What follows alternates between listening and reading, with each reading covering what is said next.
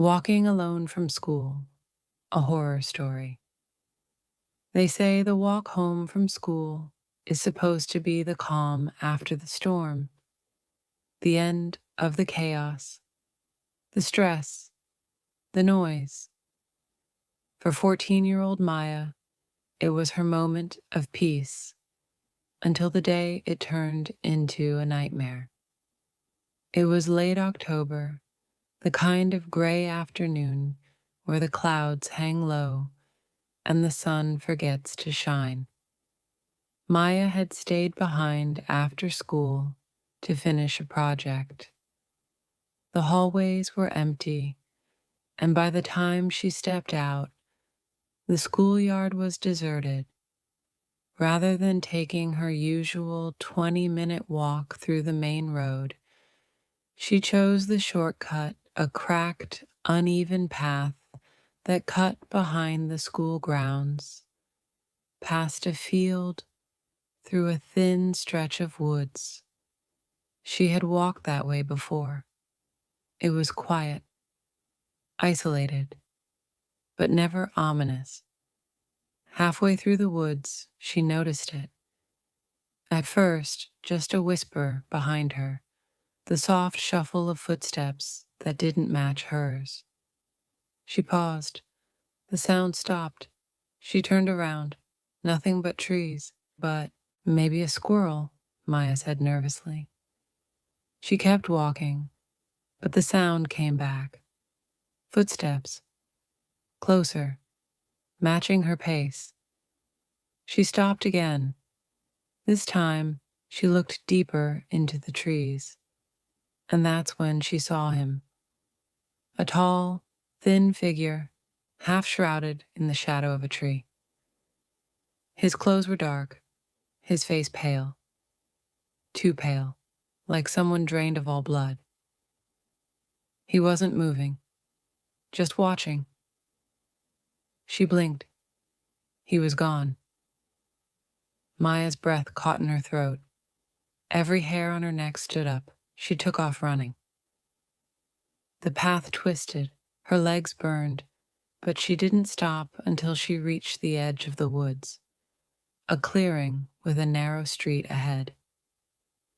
Relief flooded her, but as she slowed down to catch her breath, she realized he was there again, standing under the flickering streetlight. She turned around and ran the other way, back through the trees.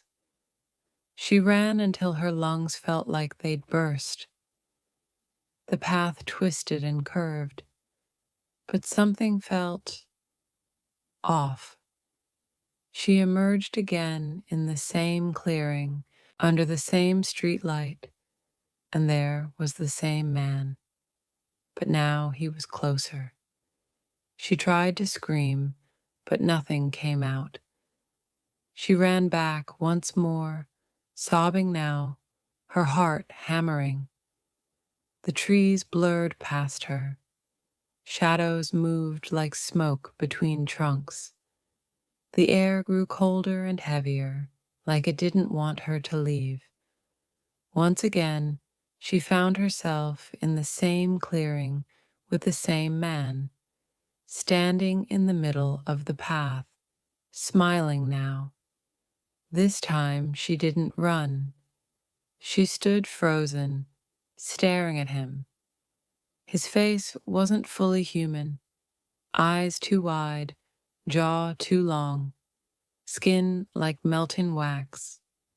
And then came the whispers, low, raspy voices, not from him, but from behind her, and below her, and inside her ears. She's almost ours, another one walking alone.